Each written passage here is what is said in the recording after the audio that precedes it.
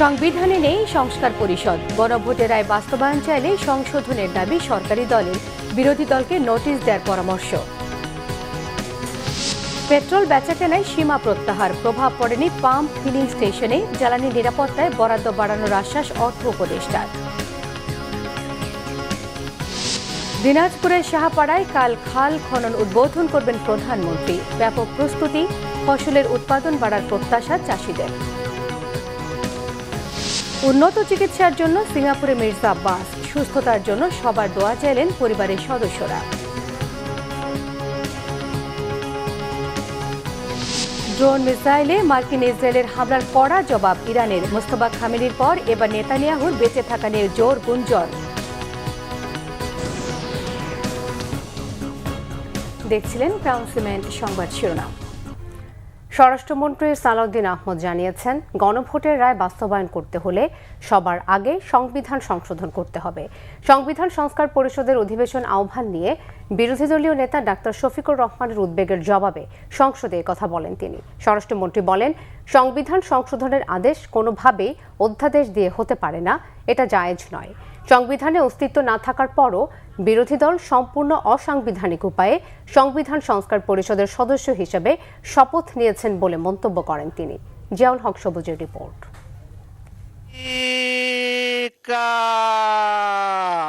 রবিবার সকাল 11টায় শুরু হয় ত্রয়োদশ জাতীয় সংসদের প্রথম অধিবেশনের দ্বিতীয় দিনের বৈঠক। স্পিকার হাফিজউদ্দিন আহমদের সভাপতিত্বে শুরু হওয়া সংসদের শুরুতেই ছিল প্রশ্নোত্তর পর্ব। সেই পর্ব শেষ হতেই সংবিধান সংস্কার পরিষদের অধিবেশন ডাকা নিয়ে সংসদে বক্তব্য রাখেন বিরোধী দলীয় নেতা ও জামায়াতে ইসলামীর আমির ডাক্তার শফিকুর রহমান। এ সময় তিনি বলেন, গণভোটের পক্ষে 70% মানুষ রায় দিলেও সংবিধান সংস্কার পরিষদের অধিবেশন ডাকা হয়নি। গণভোটে উপস্থাপিত প্রশ্নের উত্তরে প্রদত্ত সংখ্যাগরিষ্ঠ ভোট হ্রাসূচক হইলে এই আদেশ জারির অব্যবহিত পর অনুষ্ঠিতব্য জাতীয় সংসদের সাধারণ নির্বাচনে নির্বাচিত প্রতিনিধিগণের সমন্বয়ে একটি সংবিধান সংস্কার পরিষদ গঠিত হইবে। মাননীয় স্পিকার, এটি হয়নি এবং এর সময়সীমা আজকে শেষ। এই সুযোগ আমরা পেতে চাই। গণভোটের ফলাফল অনুসারে সংবিধান সংস্কার সম্পন্ন করিবে এবং তা সম্পন্ন করিবার পর পরিষদের কার্যক্রম সমাপ্ত হইবে। শুরুই হোক আগে, তারপরে সমাপ্ত। জবাবে স্বরাষ্ট্রমন্ত্রী সংসদকে জানান, সংবিধানে সংস্কার পরিষদের কোনো অস্তিত্ব নেই, তবে বিএনপি সরকার জাতীয় জুলাই সনদ কার্যকরভাবে বাস্তবায়নে অঙ্গীকারাবদ্ধ। তবে এমন কোনো আইন সরকার করবে না যা আদালতে চ্যালেঞ্জ হতে পারে।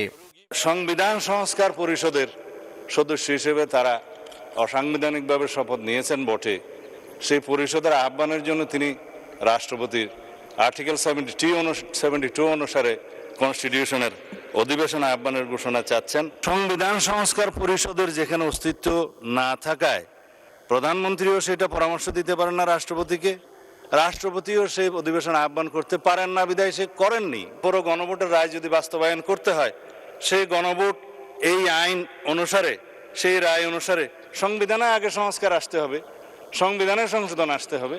সংবিধানে যদি সেটা আমরা গ্রহণ করি, তারপরে সেই গণভোটের রায় বাস্তবায়নের জন্য তখন সংবিধান যদি এটা কন্টেইন করে, ধারণ করার পরে তখন যদি পরিষদের সদস্য হিসেবে শপথ নিতে হয়, সেটা তখনকার ব্যাপার হবে। সেটা আমরা let us have debate on it. তবে এখন এই সংবিধান সংশোধনের জন্য আমরা এই সেশনে বিল আনতে পারবো কিনা সেটা যথেষ্ট সন্দেহ আছে।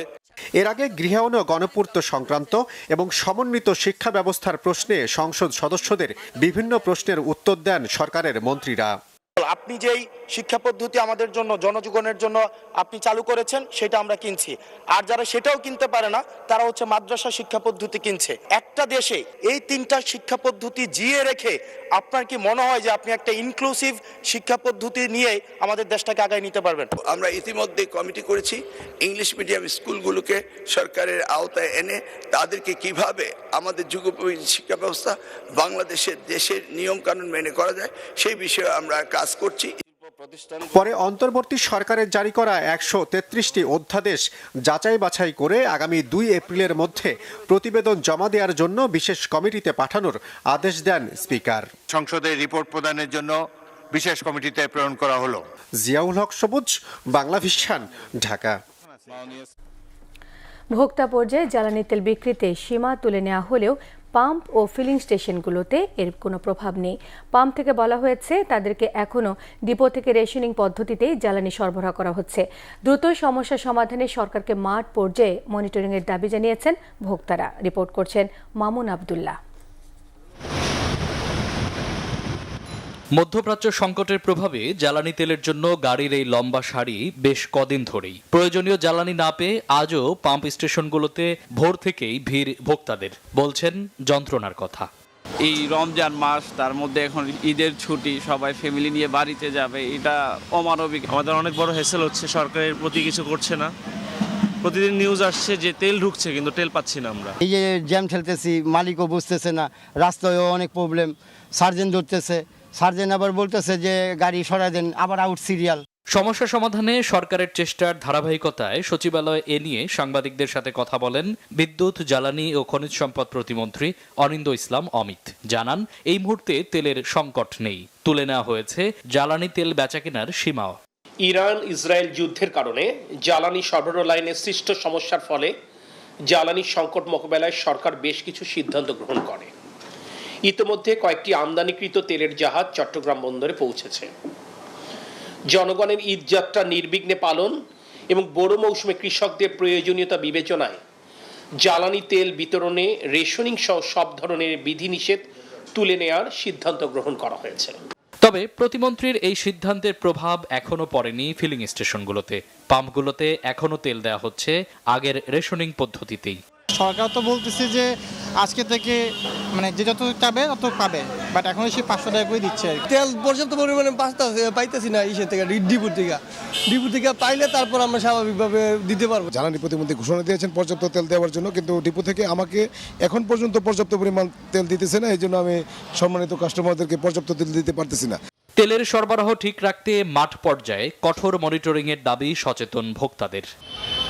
মামুন আবদুল্লাহ, বাংলা ভিশন, ঢাকা। জ্বালানি নিরাপত্তা নিশ্চিত করতে যে কোনো মূল্যে প্রয়োজনীয় অর্থ বরাদ্দ দেওয়া হবে বলে জানিয়েছেন প্রধানমন্ত্রীর অর্থ উপদেষ্টা ডক্টর রাশেদ আল মাহমুদ তিতুমির। এজন্য প্রয়োজনে IMF ও বিশ্ব ব্যাংক থেকে ঋণ নেওয়া হবে। তিনি জানান, সরকার বিভিন্ন খাত থেকে কাটছাঁট করে নিজস্ব উৎস থেকে অর্থ সরবরাহেরও উদ্যোগ নেবে। ফ্যামিলি কার্ডে কোনো রাজনীতিকরণ করা হয়নি বলেও দাবি অর্থ উপদেষ্টার। সংকট, কিন্তু সংকটকালীন মুহূর্তে সবচেয়ে বড় বিষয় হচ্ছে যে আমরা সচেষ্ট আছি কিনা। আমরা সবগুলো সূত্র থেকে জ্বালানি সরবরাহের ক্ষেত্রে সচেষ্ট আছি, এক। দ্বিতীয় হচ্ছে যে অর্থের সংস্থান করা, বিভিন্ন পদ্ধতিতে অর্থের সংস্থানগুলো করা হচ্ছে। সেটা বহুপাক্ষিক সংস্থা হতে পারে, অর্থাৎ হচ্ছে IMF এর কাছ থেকে হতে পারে, ইসলামিক ডেভেলপমেন্ট ব্যাংকের ক্ষেত্রে হতে পারে, নিজস্ব অর্থায়ন করতে পারে। তার মানে আমরা সচেষ্ট আছি। সো আমরা নিঃসন্দেহে থাকতে পারি যে জ্বালানি নিরাপত্তা নিশ্চিত করা হবে। আমাদেরকে ঋণ নেওয়ার ক্ষেত্রেও সচেতন হতে হবে, এবং যাতে করে আরও বোঝা না বেড়ে যায়। এবং সেই জন্যেই আমরা অনেকগুলো সূত্র আছে, সহজেই নেওয়া যায়, কিন্তু তাতে সুদের হার বেশি এবং সময়কাল খুবই কম। সেটা তো জনগণের জন্য মঙ্গলকর হবে না। জনগণের জন্য মঙ্গলকর হবে যেখানে সুদের হার কম এবং সুদ পরিশোধের সময়সীমা অনেক বেশি। সেভাবেই কিন্তু সিদ্ধান্ত গ্রহণ নেওয়া। দেশে জ্বালানি তেলের সরবরাহ স্বাভাবিক, ভোজ্য তেলেরও কোনো সংকট নেই জানিয়েছেন বাণিজ্য মন্ত্রী খন্দকার আব্দুল মুক্তাদির। নিত্যপণ্যের দর মানুষের ক্রয় ক্ষমতার মধ্যে রাখতে যা দরকার সরকার সব করবে বলেও তিনি জানিয়েছেন। চট্টগ্রামের খাতুনগঞ্জ পাইকারি বাজার পরিদর্শনের পর ব্যবসায়ীদের সঙ্গে মতবিনিময় সভায় বাণিজ্য মন্ত্রী এসব কথা বলেন। মন্ত্রীর দাবি, গত 15-20 বছরের তুলনায় এই রমজানে ভোগ্য পণ্যের বাজার সবচেয়ে বেশি স্থিতিশীল। জানিয়েছেন, রমজানের পর পাইকারি এবং খুচরা বাজারে পণ্যের দামের বিশাল পার্থক্যের কারণ এবং সমাধান খুঁজতে ফ্যাক্ট ফাইন্ডিং কমিটি গঠন করা হবে, যেখানে থাকবেন ব্যবসায়ী সহ বিভিন্ন পেশাজীবী প্রতিনিধি।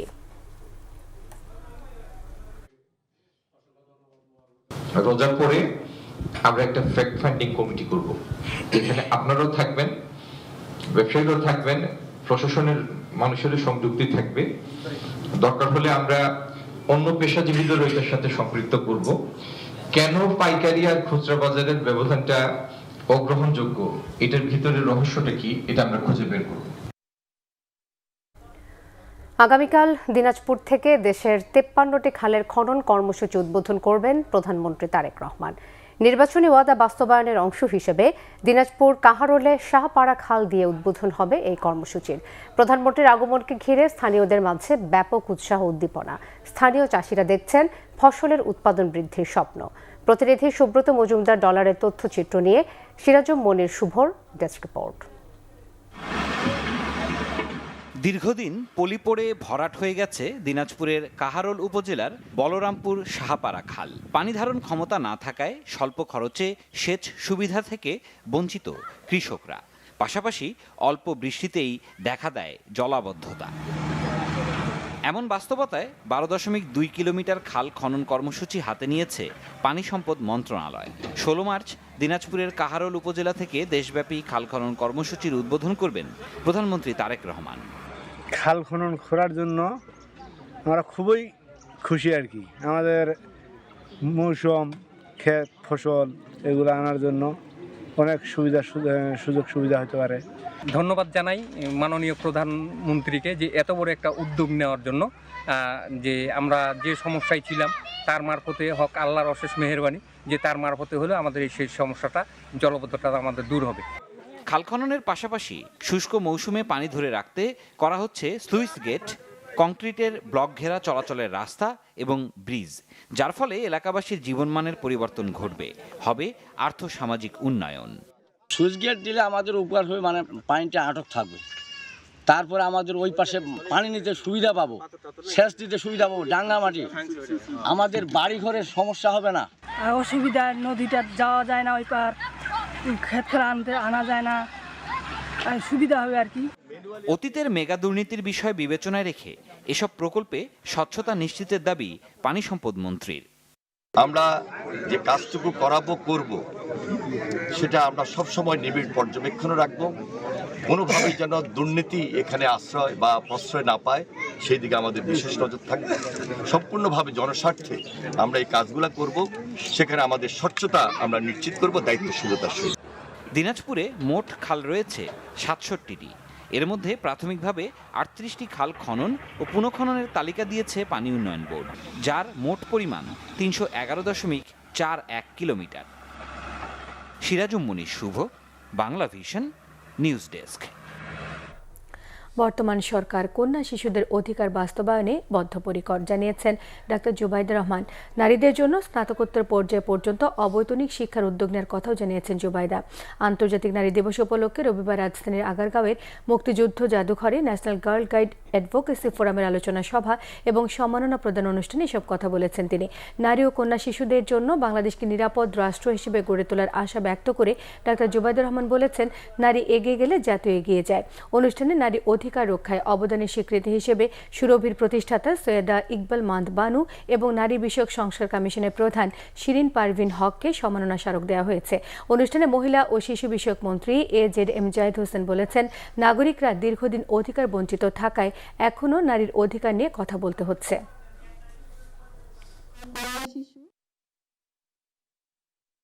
এবং যে জাতির নারী একমাত্র শিক্ষার মাধ্যমে একটি কন্যা শিশু অন্ধকার জীবন থেকে আলোকিত জীবনে পদার্পণ করবে, যোগ্য নাগরিক হিসেবে গড়ে উঠবে এবং বাল্যবিবাহ থেকে রক্ষা পাবে। দেশের প্রতিটি শিশুর উজ্জ্বল ভবিষ্যৎ আমাদের প্রয়াস। ইনশাআল্লাহ আমরা এমন একটি বাংলাদেশ গড়ে তুলব যেখানে নারী ও কন্যা শিশুরা থাকবে নিরাপদ এবং ক্ষমতায়িত। উন্নত চিকিৎসার জন্য প্রধানমন্ত্রীর রাজনৈতিক উপদেষ্টা ও বিএনপির স্থায়ী কমিটির সদস্য মির্জা আব্বাসকে সিঙ্গাপুর জেনারেল হাসপাতালে ভর্তি করা হয়েছে। রবিবার বিকেলে বিএনপির স্বাস্থ্য বিষয়ক সম্পাদক ডাক্তার রফিকুল ইসলাম এই তথ্য জানিয়েছেন।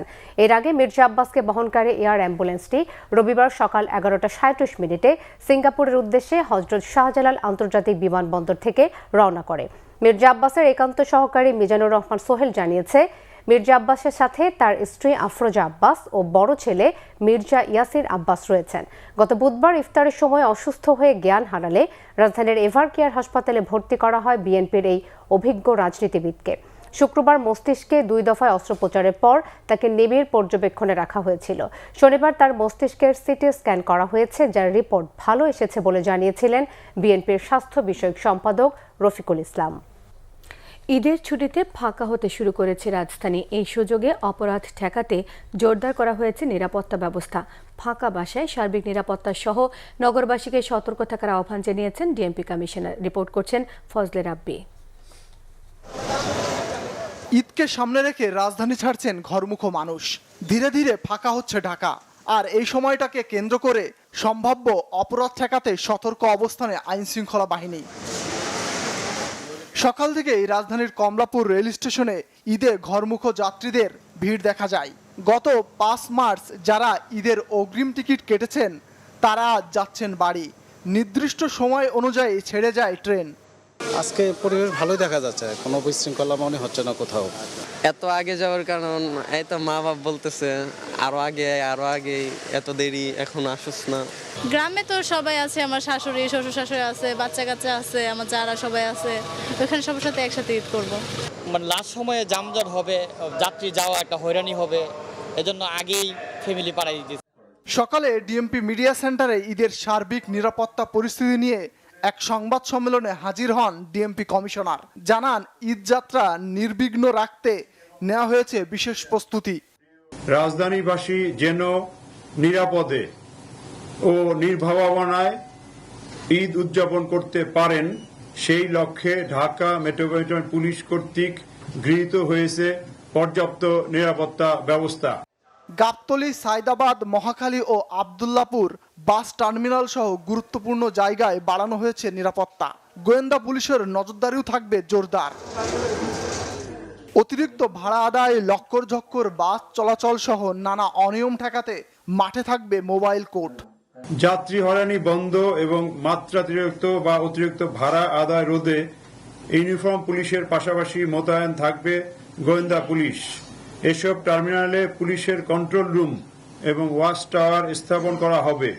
বাসা ছাড়ার আগে দরজা জানালা বন্ধ রেখে গুরুত্বপূর্ণ কাগজপত্র নিরাপদে রাখার আহ্বান জানিয়েছেন ডিএমপি কমিশনার। ঈদের সময় রাজধানী প্রায় ফাঁকা হয়ে যায়। এই সময় অপরাধীরা যেন কোনো সুযোগ সুবিধা না নিতে পারে সেজন্য টহল কার্যক্রম জোরদার সহ চেকপোস্টের কার্যক্রম বৃদ্ধি করা হয়েছে। ঈদের ছুটিতে ফাঁকা হয়ে যাওয়া রাজধানীর আবাসিক এলাকাগুলোতে বাড়ানো হয়েছে টহল ও চেকপোস্ট মুক্ত করার। ফজলে রাব্বি, বাংলা ভিশন, ঢাকা। তৃতীয় সপ্তাহে গড়িয়েছে মধ্যপ্রাচ্য যুদ্ধ। প্রতিপক্ষ যুক্তরাষ্ট্র ও ইসরায়েলের হামলার কড়া জবাব দিয়ে যাচ্ছে ইরান। ইসরায়েল ও মধ্যপ্রাচ্যের বিভিন্ন দেশে বিধ্বংস চালাচ্ছে ইরানি ড্রোন ও মিসাইল। অন্যদিকে ইরান ও লেবাননে হামলা আরও জোরদার করেছে মার্কিন ও ইসরায়েলি জোট বাহিনী। পাল্টাপাল্টি এসব হামলার মধ্যে ইরান একটি চুক্তি করতে চায় দাবি করে মার্কিন প্রেসিডেন্ট ডোনাল্ড ট্রাম্প জানিয়েছে এখনই কোনো চুক্তির পরিকল্পনা নেই। আর যুদ্ধ শুরুর পর ইরানের সর্বোচ্চ ধর্মীয় নেতা মুজতবা খামেনিকে প্রকাশ্যে দেখা না যাওয়ায় তার বেঁচে থাকা নিয়েও প্রশ্ন তুলেছেন ট্রাম্প। সঞ্জিদ ইসলাম তন্ডের ডেস্ক রিপোর্ট। যুদ্ধ শুরুর ১৬তম দিনে এসেও প্রতিপক্ষ যুক্তরাষ্ট্র ও ইসরায়েলের বিরুদ্ধে পূর্ণ শক্তিতে লড়াই চালিয়ে যাচ্ছে ইরান। মধ্যপ্রাচ্যের বিভিন্ন দেশে অবস্থিত মার্কিন ঘাঁটিগুলো লক্ষ্য করে ৫০তম হামলা চালানোর দাবি করেছে দেশটির বিপ্লবী বাহিনী। ইরাক ও কুয়েতে অবস্থিত যুক্তরাষ্ট্রের ৩টি সেনাঘাঁটি লক্ষ্য করে হামলা চালানো হয়েছে। রেহাই পায়নি ইরাকের মার্কিন দূতাবাসও। দেশটিতে বসবাসরত সকল আমেরিকান নাগরিককে অবিলম্বে বাগদাদ ছাড়ার নির্দেশও দেওয়া হয়েছে। যুক্তরাষ্ট্রের ৫টি সামরিক ঘাঁটিতে হামলার দায় স্বীকার করেছে ইরান সমর্থিত ইরাকি সশস্ত্র গোষ্ঠী সারায়া আউলিয়া আল দাম। ইরানের সর্বোচ্চ ধর্মীয় নেতা ও অন্যান্য ইরানিদের মৃত্যুর প্রতিশোধ নিতেই এই হামলা চালানো হয়েছে বলে জানিয়েছে গোষ্ঠীটি। বাহরাইন, জর্ডান ও সংযুক্ত আরব আমিরাতেও হামলা চালিয়েছে ইরান। তেহরানের ছোড়া 10টি মিসাইল ভূপাতিতের দাবি করেছে সৌদি আরব। ইরানের ড্রোন ও মিসাইল হামলায় নাজেহাল খোদ ইসরায়েলও। দেশটির মধ্যাঞ্চলে ব্যাপক হামলা চালিয়েছে তেহরান। এতে আবাসিক ভবন ও বেসামরিক স্থাপনা ক্ষতিগ্রস্তের পাশাপাশি আহত হয়েছে বেশ কয়েকজন ইসরায়েলি নাগরিক। হামলা জোরদার করেছে যুক্তরাষ্ট্র ও ইসরায়েলের জোট বাহিনীও। ইরানের বিভিন্ন শহর ও লেবাননে সশস্ত্র গোষ্ঠী হিজবুল্লাহর সদস্যদের লক্ষ্য করে ব্যাপক বিমান হামলা চালিয়ে যাচ্ছে দুই দেশের যৌথ সেনারা। ইরানের ইস্পাহান শহরে ইসরায়েলি ও তাদের মিত্রবাহিনীর হামলায় বেশ কয়েকজন নিহত হয়েছে। হামলা চালিয়েছে ইরানের বেশ কিছু সামরিক স্থাপনা ও মহাকাশ গবেষণা কেন্দ্রেও। লেবাননের একটি স্বাস্থ্য কেন্দ্রে হামলা চালিয়ে বেশ কয়েকজন চিকিৎসক ও নার্সকে হত্যা করেছে বর্বর ইসরায়েলি বাহিনী। একদিকে যখন যুক্তরাষ্ট্র ও ইসরায়েলের হামলার পাল্টা জবাব দিচ্ছে ইরান, তখন মার্কিন প্রেসিডেন্ট ডোনাল্ড ট্রাম্পের দাবি যুদ্ধবিরতিতে যেতে চাই তেহরান।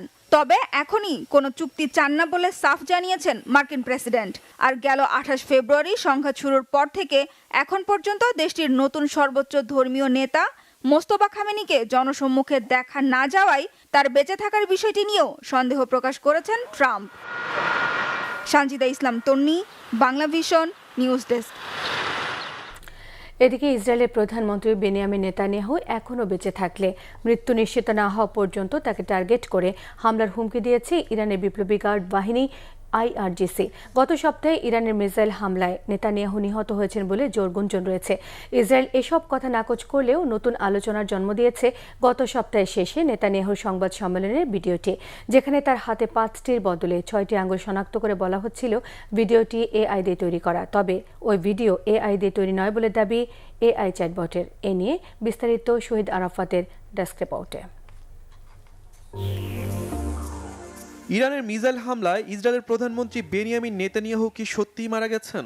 গত বৃহস্পতিবার নেতানিয়াহুর সংবাদ সম্মেলনের ভিডিও প্রকাশ্যে আসার পর তার মৃত্যুর গুঞ্জন আরও তীব্র হয়েছে। কারণ ভিডিওটিতে নেতানিয়াহুর হাতে 5টির পরিবর্তে দেখা গেছে 6টি আঙুল। এজন্য প্রশ্ন উঠেছে, ভিডিওটি কি কৃত্রিম বুদ্ধিমত্তা AI দিয়ে তৈরি? আর এটি AI দিয়ে তৈরি হলে নেতানিয়াহু কোথায়? সেই প্রশ্ন আবারও সামনে এসেছে। জোরালো হয় মৃত্যুর গুঞ্জন। গত 28 ফেব্রুয়ারি ইরানের সাথে ইসরায়েল ও যুক্তরাষ্ট্রের পাল্টাপাল্টি হামলা শুরুর পর প্রথমবারের মতো গত 12ই মার্চ বৃহস্পতিবার ভিডিও বিবৃতি আসে নেতানিয়াহুর। ওই ভিডিওটিতে 76 বছর বয়সী এই নেতার হাতের ওঠানামার সময় বেশ কয়েকবার 6টি আঙুল দেখা যায়। এজন্য অনেকের দৃঢ় বিশ্বাস AI প্রযুক্তির উপর নির্ভর করে ভিডিও সম্পাদনা বা এডিটিং করা হয়েছে, অর্থাৎ এটি তার আসল ভিডিও নয়। যদিও এমন দাবির সত্যতা কেউ নিশ্চিত করতে পারেনি। নেতানিয়াহুর অনুপস্থিতির বিষয়টি শুধু ইসরায়েল বা ইরানের গণমাধ্যমের শিরোনাম হয়নি। যুক্তরাষ্ট্রের রক্ষণশীল রাজনৈতিক ভাষ্যকর ক্যান্ডেস ওয়েন্সও প্রশ্ন তুলেছেন, নেতানিয়াহু কোথায়? ইসরায়েলের প্রধানমন্ত্রীকে বিবি ডাক নামে সম্বোধন করেছেন ক্যান্ডেস। বলেছেন, বিবি কোথায়? আর নেতানিয়াহুর দপ্তর কেন AI ভিডিও প্রকাশের পর মুছে দিয়েছে, সেই প্রশ্ন সামনে নিয়ে এসেছেন এই রাজনৈতিক ভাষ্যকার। এমন অবস্থায় নেতানিয়াহুর দপ্তর থেকে জানানো হয়েছে প্রধানমন্ত্রী ভালো আছেন, যদিও কোথায় আছেন সেই বিষয়টি খোলাসা করেনি তারা। এক্সের AI চ্যাটবট গ্রোক 6 আঙুলের এই দাবি নাকচ করে দিয়ে বলেছে, অন্য সবার মতো নেতানিয়াহুরও প্রতি হাতে 5টি করে আঙুল আছে। গত সপ্তাহের হামলার পরও যদি ইসরায়েলের প্রধানমন্ত্রী জীবিত থাকে, তার মৃত্যু নিশ্চিত না হওয়া পর্যন্ত ইসরায়েলে হামলা চলবে বলে হুঁশিয়ারি দেয় ইসলামিক বিপ্লবী গার্ড বাহিনী IRGC। শিশু হত্যাকারী আখ্যায়িত করে নেতানিয়াহুকে হত্যা করতে পূর্ণ শক্তি ব্যবহারের হুমকিও দিয়েছে বিপ্লবী guard. Shahid Arafat, Bangla Vision, news desk. উৎসবের আবহে শেষ হলো অমর 21শে গ্রন্থমেলা। রোজার মধ্যে কিছুটা সীমিত আয়োজন হলেও মাস জুড়ে বইপ্রেমীদের পদচারণায় মুখর ছিল বইমেলা প্রাঙ্গণ। মেলা আয়োজক কমিটি জানায়, এবারের মেলায় নতুন বই এসেছে 1771টি। বিক্রি হয়েছে প্রায় 18 কোটি টাকার বই। রিপোর্ট আসমা আক্তার নূপুরের। রমজানের আবহে কিছুটা কম ভিড়, তবুও শেষ দিনে বই প্রেমীদের উচ্ছ্বাসে পরিসমাপ্তি ঘটল অমর 21শে বইমেলার। স্টলগুলোতে বিকেল থেকেই পাঠকদের আনাগোনা বাড়ে। কেউ প্রিয় লেখকের বই খুঁজছেন, কেউ আবার নতুন নতুন বই কিনছেন সংগ্রহের জন্য। অনেকেই বললেন, অন্যান্য বারের মতো অত বেশি পাঠক সমাগম না থাকায় মেলার আমেজ তেমন জমেনি। প্রতি বছরই আসা হয়, এবারও আসা হয়েছে বেশ কয়েকবার, বিশেষ করে আমার মেয়েকে নিয়ে এসেছে। যেহেতু রোজার মাস, তো পাশাপাশি ঈদের একটা কেনাকাটার সাথে বইয়ের কেনাকাটার ব্যাপারটা সাংঘর্ষিক হয়ে গেছে। আমি আসলে বই পড়তে ভালোবাসি, বই উপহার দিতে ভালোবাসি। বাংলা আমাদের একটা সংস্কৃতি, আমাদের একটা চাহিদা, আর বই আমাদের জ্ঞানের আলো ছড়ায়। 2024 এবং 25-এ আমার দুটোই কবিতার বই এসেছিল এবং সেগুলো মোটামুটি নতুন লেখক হিসেবে আমি সাড়া পেয়েছি, আলহামদুলিল্লাহ। লেখক প্রকাশকরা বলছেন এবারের মেলায় স্টল ভাড়া দিতে না হওয়ায় কিছুটা স্বস্তি পেয়েছেন। খরচ কম হওয়ায় পাঠকদেরও তুলনামূলক কম দামে বই দেওয়ার সুযোগ তৈরি হয়েছে। তবে অন্যান্য বছরের তুলনায় বিক্রি কিছুটা কম বলে জানালেন বিক্রেতারা। বাংলা একাডেমি তো অবশ্যই যেহেতু স্টল ভাড়াটা ফ্রি করে দিয়েছে, সেক্ষেত্রে তারা আরেকটু ভালো অবস্থায় আছে। ডেকোরেশনের জন্য যদি আরেকটু সময় পাওয়া যেত, বা এখন এসে পাঠকরা বলছে যে মেলাকে আর 2-1 দিন বাড়ানো যায় না। এবার একদমই জমে এবং দেখেন ঘুরছে মানুষ, খালি হাতে চলে যাচ্ছে। আমাদের বইগুলো আসলে গবেষণাধর্মী বই তো যার কারণে আমাদের বইগুলোর ক্রেতারা একটা বিশেষ ক্রেতা আছে, তারা সবসময় আসেন। মেলাটা নিয়ে একটা দুদুল্যমানতা ছিল যে মেলাটা মাসব্যাপী হবে কি হবে না, 1 ফেব্রুয়ারিতে হলো না। এভাবে একটা মেলার একটা প্রভাব পড়লেও মেলাটা বেশ সুন্দর, পরিপাটি এবং ভালোভাবেই হয়েছে। সমাপনী অনুষ্ঠানে সংস্কৃতি মন্ত্রী নিতাই রায়চৌধুরী বলেন, বই পড়ার সংস্কৃতি বিস্তারে সরকার বিভিন্ন পদক্ষেপ নিচ্ছেন। জেলা উপজেলায় ধীরে ধীরে গড়ে তোলা হবে আধুনিক লাইব্রেরি। আমরা বহুমাত্রিক এই দেশটাকে আমরা একটি বৈচিত্র্যের মধ্যে ঐক্য এনে আমরা আমাদের দেশটাকে সমৃদ্ধ করতে চাই। সেখানে সংস্কৃতি মানুষের আত্মার কথা বলে, সংস্কৃতি জাতির দর্পণ। আমরা আমাদের সাংস্কৃতিক চিন্তাটা শুধুমাত্র গান বাজনা না, নানান দিক দিয়ে নিয়ে আমরা এটাকে কাজ করে যাব। নির্বাচনের কারণে কিছুটা দেরিতে ও রোজার মধ্যে হলেও 18 দিনের এই আয়োজনে নতুন বইয়ের ঘ্রাণ আর পাঠকের উচ্ছ্বাসে প্রাণবন্ত ছিল এবারের অমর 21 গ্রন্থমেলা। আসমা আক্তার নূপুর, বাংলাভিশন, ঢাকা। এবার দেশের 42টি জেলা পরিষদে নতুন প্রশাসক নিয়োগ দিয়েছে সরকার। স্থানীয় সরকার মন্ত্রণালয়ের এক প্রজ্ঞাপনে আজ নতুন প্রশাসক নিয়োগের এই তথ্য জানানো হয়েছে।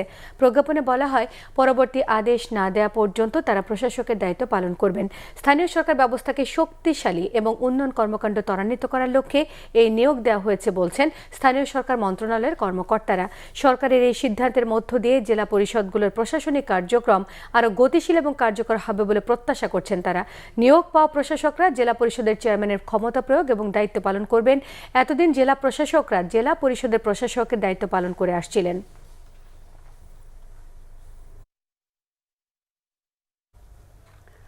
তথ্য সম্প্রচার মন্ত্রী জহিরুদ্দিন স্বপন জানিয়েছেন, তথ্যের মৌলিক অধিকার, সাংবাদিকদের ওয়েস বোর্ড আর তথ্য মন্ত্রণালয়কে ঢেলে সাজাতে রোডম্যাপ তৈরি করছে সরকার।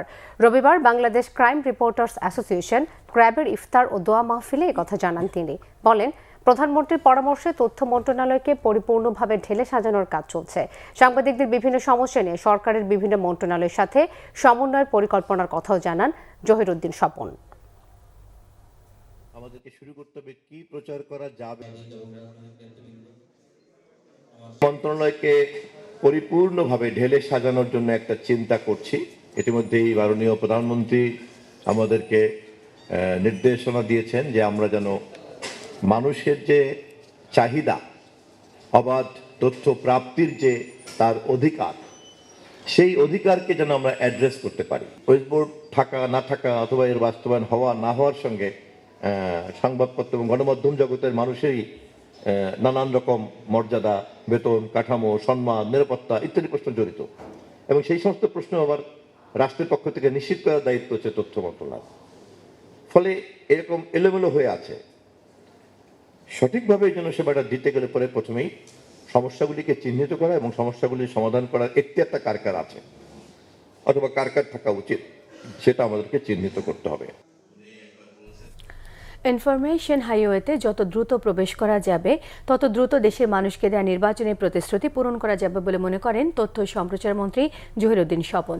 রবিবার বিকেলে জাতীয়তাবাদী আইসিটি ফোরামের ইফতার ও দোয়া মাহফিলে তিনি এসব কথা জানান। সরকারের নীতি নির্ধারণী ভূমিকার সঙ্গে প্রযুক্তির সমন্বয় ঘটিয়ে দেশকে এগিয়ে নেওয়ার কথাও বলেছেন তিনি।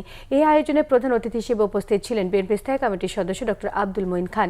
জাতীয়তাবাদী আইসিটি ফোরাম তথ্য প্রযুক্তির সমন্বয়ে দেশকে এগিয়ে নিতে সহায়তা করবে বলে আশাবাদ প্রকাশ করেছেন বক্তারা।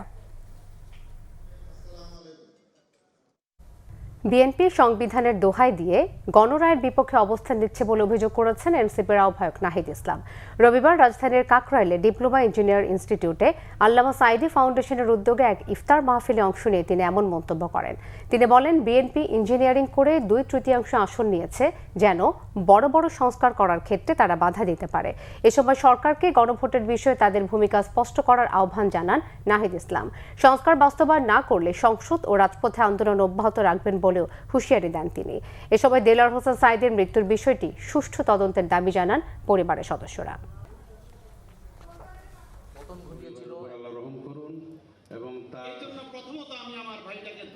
যেহেতু একটি গণ অভ্যুত্থানের মধ্য দিয়ে রক্তাক্ত গণ অভ্যুত্থান, এই ইলেকশনে ইঞ্জিনিয়ারিং করা হলো এমন ভাবে যাতে 2/3 আসন সরকার দল পায়, যাতে করে সংবিধান থেকে শুরু করে এই বড় বড় সংস্কারগুলো তারা নিজেদের মতো করে করতে পারে। কারণ ঐক্যমত কমিশনে থাকতেই আমরা দেখেছি যে বড় বড় সংস্কার, গুরুত্বপূর্ণ সংস্কারের পক্ষে তাদের অবস্থান ছিল না। তারা প্রত্যেকটা গুরুত্বপূর্ণ সংস্কারে ভেটো দিয়েছিল। এবং কেন ভেটো দিয়েছিল? তারা যে সংস্কারের পক্ষে না, আজকের সংসদ অধিবেশন থেকেও বাংলাদেশের জনগণ কিন্তু তা স্পষ্টভাবে বুঝতে পেরেছে। রাজধানী কেন্দ্রের শহীদ মিনার এলাকায় দুর্বৃত্তের গুলিতে আহত হবার পর চিকিৎসাধীন অবস্থায় মৃত্যু হয়েছে মোহাম্মদ রাকিব নামে এক কন্টেন্ট ক্রিয়েটরের। রাত 9:30টার দিকে শহীদ মিনারের সামনে গুলিবিদ্ধ হয় রাকিব। প্রত্যক্ষদর্শীরা জানায়, কয়েকজন বন্ধুর সঙ্গে আড্ডা দেওয়ার সময় এক যুবক রাকিবকে ডেকে নিয়ে যায়। কিছুক্ষণ পরই শোনা যায় গুলির শব্দ। পরে শহীদ মিনারে রক্তাক্ত অবস্থা পড়ে থাকতে দেখা যায় রাকিবকে। উদ্ধার করে দ্রুত ঢাকা মেডিকেল কলেজ হাসপাতালে নেওয়া হলে চিকিৎসাধীন অবস্থায় মৃত্যু হয় রাকিবের। পুলিশ জানায়, রাকিবের মাথায় গুলির আঘাত এবং শরীরের বিভিন্ন জায়গায় ধারালো অস্ত্রের আঘাতের চিহ্ন রয়েছে। ঘটনাস্থল থেকে এক সন্দেহভাজনকে গ্রেফতার করা হয়েছে। হামলার মোটিভ জানতে তদন্ত করছে পুলিশ। চট্টগ্রামের বাঁশখালীতে একটি ইটের ভাটায় আগুনে পুড়ে মারা গেছে 2 ভাই বোন। বাঁশখালীর সাধনপুরের লটমনি এলাকায় একটি ব্রিকফিল্ডের শ্রমিকদের অস্থায়ী ঘরে বিকেলে আগুন ধরে যায়। ফায়ার সার্ভিস জানায়, এ সময় ঘরের ভেতরে ছিল 14 বছরের জাহেদা ও তার 3 বছরের ভাই। আগুনে পুড়ে মৃত্যু হয় দুজনেরই। তাদের বাবা মা দুজনে ওই ব্রিকফিল্ডের শ্রমিক। বৈদ্যুতিক শর্ট সার্কিট থেকে আগুনের সূত্রপাত হয়ে থাকতে পারে বলে প্রাথমিকভাবে ধারণা করছে ফায়ার সার্ভিস।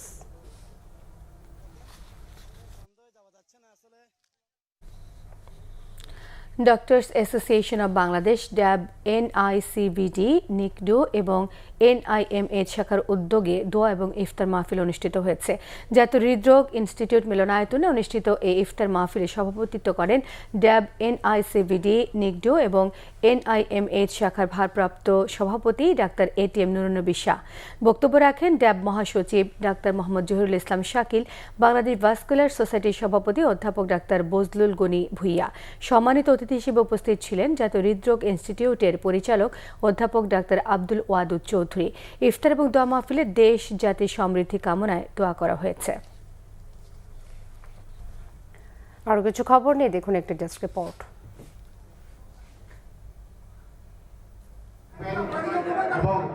কিশোরগঞ্জ প্রেস ক্লাবের উদ্যোগে দোয়া ও ইফতার মাহফিল হয়েছে। স্থানীয় প্রেস ক্লাবের সভাপতি AK নাসিম খানের সভাপতিত্বে এতে প্রধান অতিথি ছিলেন জেলা প্রশাসক মোহাম্মদ আসলাম মোল্লা।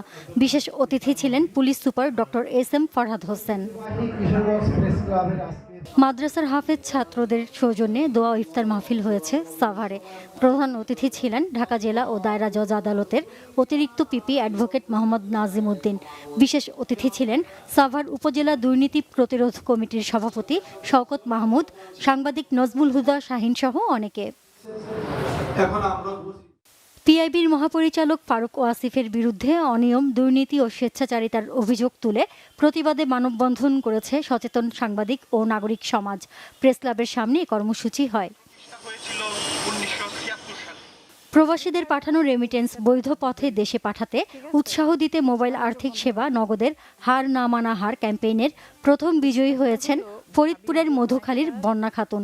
দুবাই প্রবাসী স্বামী মোহাম্মদ ফরিদের পাঠানো রেমিটেন্স নগদের মাধ্যমে গ্রহণ করার সুবাদে তিনি এই পুরস্কার জিতেছেন। সম্প্রতি ফরিদপুরের মধুখালীতে বন্যা খাতুনের বাড়িতে গিয়ে তার হাতে 1.5 ভরি ওজনের সোনার হার তুলে দেন জনপ্রিয় অভিনেত্রী মুমতাহিনা চৌধুরী টয়া। এ সময় সেখানে নগদের প্রতিনিধিরাও উপস্থিত ছিলেন। এ সময় উচ্ছ্বসিত স্বজনদের সঙ্গে ভিডিও কলে যুক্ত হন দুবাই প্রবাসী Farid. Freelancer teachers association of বাংলাদেশের উদ্যোগে ইফতার মাহফিল ও মতবিনিময় সভা হয়েছে। এতে সভাপতিত্ব করেন সংগঠনের আহ্বায়ক ফরিদুল ইসলাম। সদস্যরা ফ্রিল্যান্সার শিক্ষকদের দক্ষতা বৃদ্ধি, পারস্পরিক সহযোগিতা এবং শিক্ষাঙ্গনকে মাদক ও সন্ত্রাসমুক্ত রাখার বিষয়ে আলোচনা করেন। শিক্ষকদের পেশাগত মর্যাদা, অনলাইন শিক্ষার মানোন্নয়ন ও সমন্বিত উদ্যোগ গ্রহণের ওপর জোর দেন বক্তারা। নিউ মার্কেট এলাকায় ডেঙ্গু ও চিকুনগুনিয়া প্রতিরোধে পরিচ্ছন্নতা অভিযান চালিয়েছে নিউ মার্কেট থানা যুবদল। ঢাকা দক্ষিণ সিটির 18 নম্বর ওয়ার্ডের সায়েন্স ল্যাবরেটরি, বসুন্ধরা গলি ও আশপাশের এলাকায় এই পরিচ্ছন্নতা অভিযান পরিচালনা করা হয়। প্রধানমন্ত্রীর নির্দেশে পরিচ্ছন্ন কর্মীদের সঙ্গে নিয়ে এই অভিযান চালান স্থানীয় বিএনপির সহযোগী সংগঠনের নেতাকর্মীরা। Bangla Vision news desk. আমরা সংবাদ শেষ করব। ক্রাউড সিমেন্ট শিরোনামগুলো আরও একবার জানি। সংবিধানে নেই সংস্কার পরিষদ, গণভোটের রায় বাস্তবায়ন চাইলে সংশোধনের দাবি সরকারি দলের, বিরোধী দলকে নোটিশ দেওয়ার পরামর্শ। পেট্রোল বেচাকেনায় সীমা প্রত্যাহার, প্রভাব পড়েনি পাম্প ফিলিং স্টেশনে, জ্বালানি নিরাপত্তায় বরাদ্দ বাড়ানোর আশ্বাস অর্থ উপদেষ্টার। দিনাজপুরের সাহাপাড়ায় কাল খাল খনন উদ্বোধন করবেন প্রধানমন্ত্রী, ব্যাপক প্রস্তুতি, ফসলের উৎপাদন বাড়ার প্রত্যাশা চাষিদের। উন্নত চিকিৎসার জন্য সিঙ্গাপুরে মির্জা আব্বাস, সুস্থতার জন্য সবার দোয়া চাইলেন পরিবারের সদস্যরা।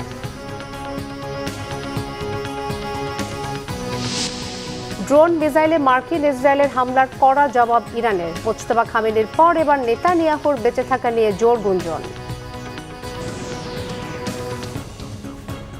এই ছিল এখনকার মতো, পরের সংবাদ রাত 1টায় দেখার আমন্ত্রণ রইল। এছাড়া বাংলাভিশন সংবাদের সংবাদ সংশ্লিষ্ট অনুষ্ঠান দেখতে ভিজিট করুন www.bbnews24.com, facebook.com/বাংলাভিশন নিউজে সাবস্ক্রাইব করুন, youtube.com/বাংলাভিশন নিউজের সঙ্গে থাকায় সবাইকে ধন্যবাদ। শুভরাত্রি।